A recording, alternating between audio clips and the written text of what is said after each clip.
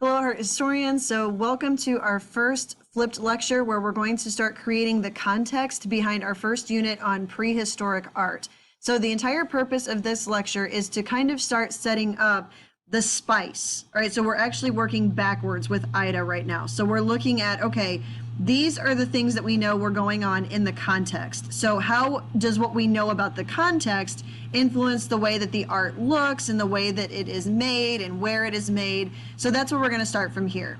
So just take a second to look at this picture, all right? And if I asked you to observe this picture, I'm asking you just to look at it.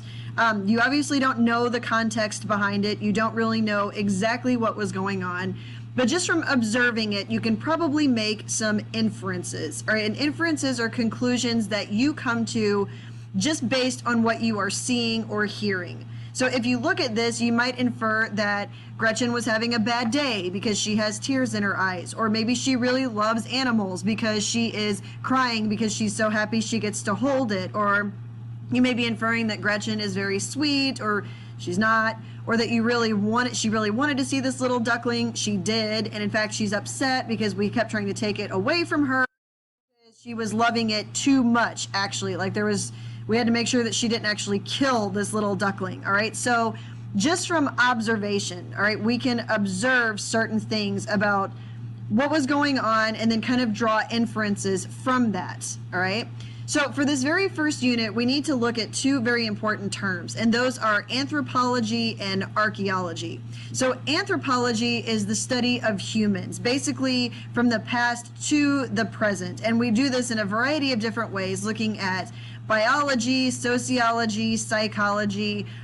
It's really just the study of people and human beings and how they develop and what they do. Then there is archaeology, which is where you study humans and particularly their history through what they have left behind in the past. So in this particular unit, we are really working as art historians hand in hand with anthropology because we are studying humans through the artistic artifacts and architectural artifacts that they have left behind. So archaeology in terms of art history, they really do go together very closely, particularly in this particular unit. And the reason why is in the prehistoric time period, prehistory means not that there wasn't history going on, there was, but it's the fact that there wasn't any writing that exists to tell us exactly what was happening. We have no confirmation of what these people were actually thinking or actually doing. So all we can really do is look at what we see, what they left behind. So that's your archaeology, and use that to help anthropologists study these humans. So in this particular case, history really does kind of help these other fields, and especially art history, to kind of see what humans were doing and why, and propose theories about what this art actually means. Now, all we can do is observe the art and architecture they left behind. So pretty much everything we're going to be talking about is based on inferences and what we have seen happening in various places all over the world. So archaeology has shown us, by looking at these artifacts of the art that's been left behind and the architecture that's been left behind, it has shown us that early humans, no matter where they were in the world, were very, very similar in this time of prehistory. And how can we infer that? Well, we can infer that by observing the art that they left behind. So all of this has led us to come up with some pretty solid theories about what life was like for human beings before they actually were writing down their history and telling us and leaving records of what they were actually doing. So these theories help us to kind of figure out, okay, what was this art for?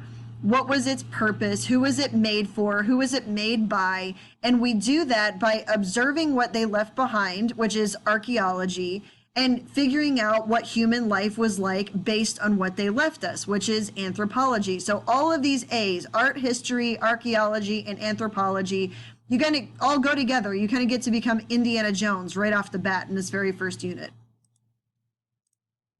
So here is what we know, all right, about early human history, all right? To them, everything was about survival, all right? we have the context of what we know was going on during this time in history as far as climate goes, as far as what humans were doing. So, for example, we know that they switched from hunting and gathering to farming.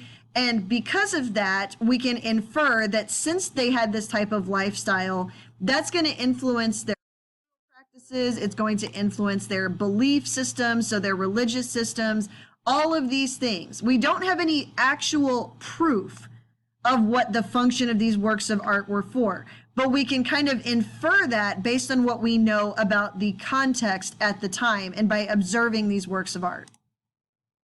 Okay, so it is very important to keep in mind that one of the biggest things we focus on for prehistoric art is looking at the function of art. We really want to know, what were these works of art for? What was their purpose? Because we know they're not really decorative. We've kind of figured that out. But what were these made for? Why would these early human beings decide to take the time and the effort to make these works of art and architecture? What was it for? Who was it for? Why would it even be created? So for prehistoric art, it really is important for us to look at what function did these works of art and architecture serve during this time period. So here's what we know. All right, let's work on establishing this context, all right, and looking at the spice factors during this time. And it might be a really good idea for you in your notes to write out spice and see what information from this lecture you can fit into it. That is that contextual information that gives us the A, the why these works of art look the way they do, why they were created, why they are where they were found.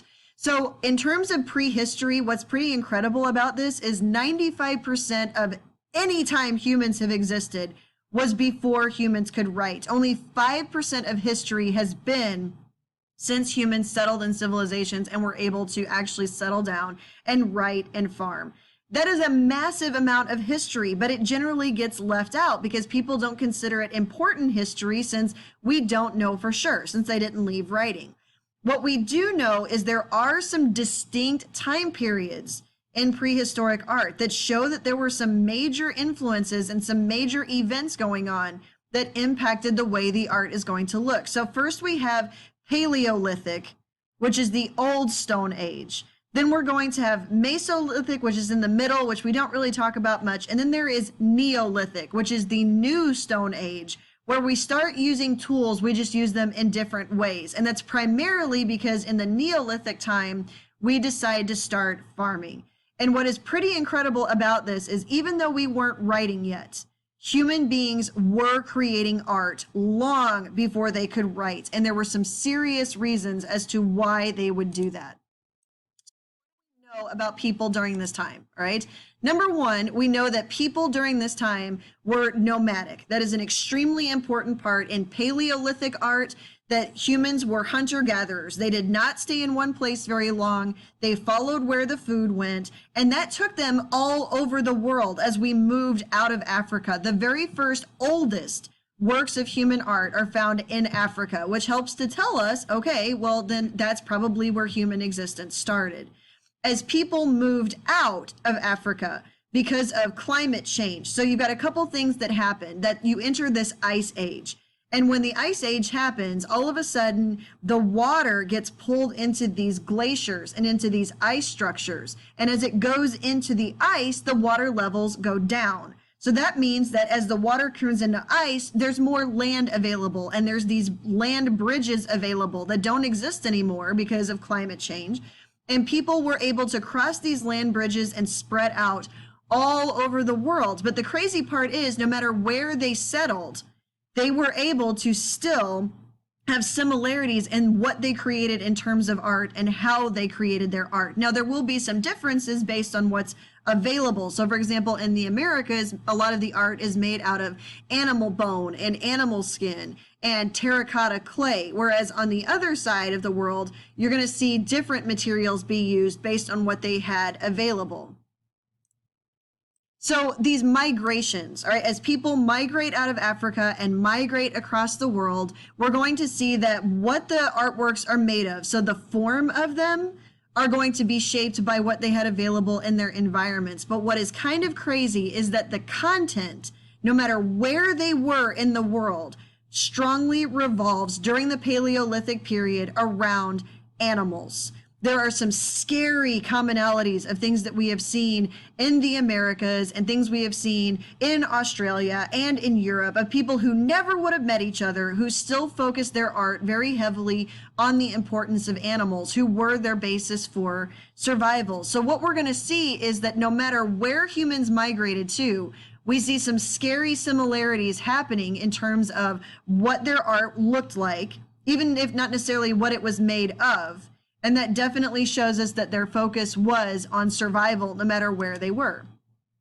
So that Paleolithic hunter-gatherer society, that way of living where they moved around and they migrated and they only had what they needed. There wasn't a whole lot of time or hands to carry stuff that was unnecessary. You needed stuff that was light and small and portable and just basically all about surviving. We're not going to see during Paleolithic time any big, large-scale architecture, because why would you? You're not going to be settling there or coming back to it. You want stuff that is portable and that can go with you. So, for example, Paleolithic sculptures are usually very small, and it wasn't so much necessarily about individuals. So the individual themselves doesn't really matter. It's what you can bring to the group. Everybody, including women, were expected to pull their weight because you're all in this together to survive. So you don't see a lot of individualization, like individual faces. It's more the idea of what a person is or should do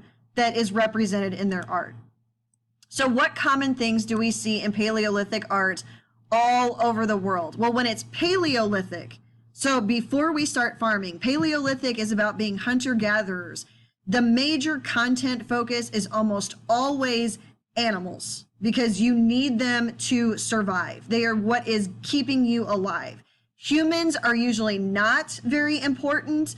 They're usually not very elaborate because they don't matter as much. And if a human is shown in Paleolithic time, it's usually a woman because women were very important. Women were very cyclical, right? So women have cycles that they go through and they are actually able to give birth, and they're able to have cycles kind of like the planets and the sun and the moon do. So women were actually considered kind of representative of that. Plus, women had the ability to give life. That was an extremely important thing. Now, during this time, it wasn't about having lots of babies because you don't want those in a hunter-gatherer society where you're moving around a lot. It's just the fact that women kind of represented, my light went off, what life is like it's very cyclical, like life and death and the cycle of life and renewal and regrowth of plants and renewal of animals. We also know that most, in fact, 100% of Paleolithic art is made of natural materials, things that are available already. So for example, natural pigments made of just materials on the ground, animal bone, stone that they find laying around that they shape. They don't really go out of their way to make synthetic materials. It's based on what they can find. And again, humans don't have a whole lot of detail, but animals will be shown in a lot of detail. So for example, sometimes we'll see animals in what's called composite view or twisted perspective, where you can see more sides. So like, for example, maybe the side of a bull, but the body of the bull, so you can see more of it because they are much more important. So Paleolithic people were very, very practical, all right? They're just basing their lives on making sure they have access to food, which is hunting and gathering, and making sure that they had access to these animals. So most of what we believe, what we're inferring from observing how detailed the animals are in these works of art, is that they were intended to help with food production. So like plants and animals. What we also know is that human beings like stability. We do not like to feel like we're out of control and we have no control over things. So the more we can do to get control in a world where we don't have one helps us. So what we know is that these early people seem to understand stable things on a macro, large scale, and micro level. So for example, they knew that there were predictable forces like stars, planets, moon, the way that they moved. They were able to use those to kind of track different seasons and the movement of animals and when it was going to get cold.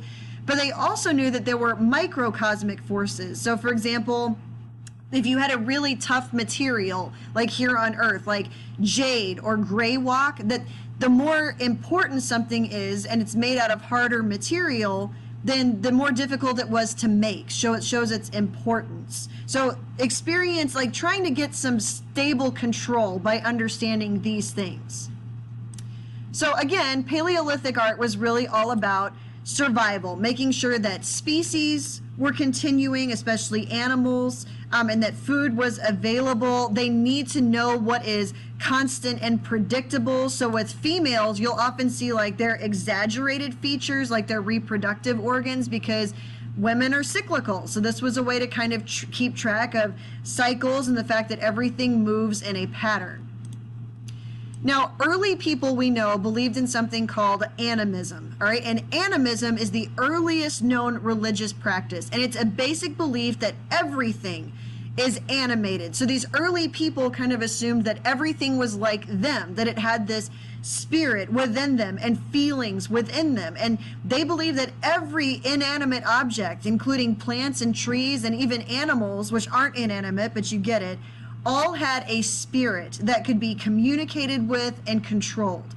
So, for example, right here, Noah, my son, used to take Chase, this little stuffed dog, with him everywhere because he believed that Chase, if he got left at home, would be lonely or sad. And if I wanted to put Noah in timeout, I would put Chase in timeout because he knew that it made him sad, so it must be making Chase sad. So that's animism at its basic form, this idea of believing that everything is animated with a spirit that you could communicate with or even control.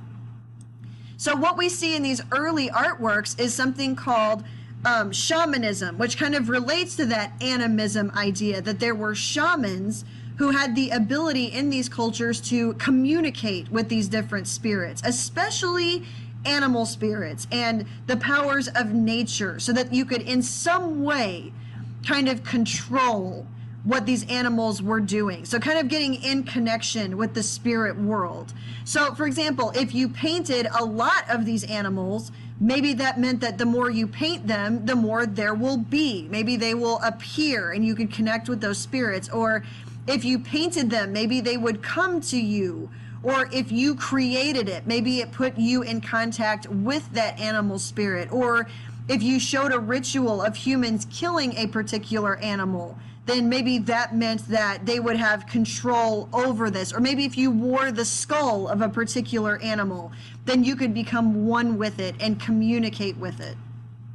We also know that in early Paleolithic art, we see a great deal of what's called stylization. And stylization means you deliberately make something look not realistic. Like you know you're doing it on purpose. You're like, okay, I know this is not how people actually look, right? So, for example, with women, they would cover up their faces on purpose because the faces of the people don't actually matter.